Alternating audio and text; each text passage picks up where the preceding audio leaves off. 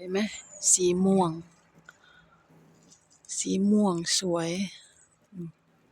แต่ดอกยังไม่เยอะสีม่วงสวย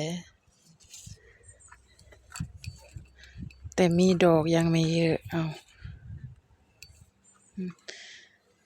อันนั้น3 ดอกติดกันสวยงามสีม่วง3 ดอกสามสหายสวยงามอีหลีหอมด้วยกำลังตั้งมาใหม่นี่น่าจะใช่เลยอยากจะขยายพันธุ์ให้ได้จังเลยอันนี้สีแดงเช็ดเลย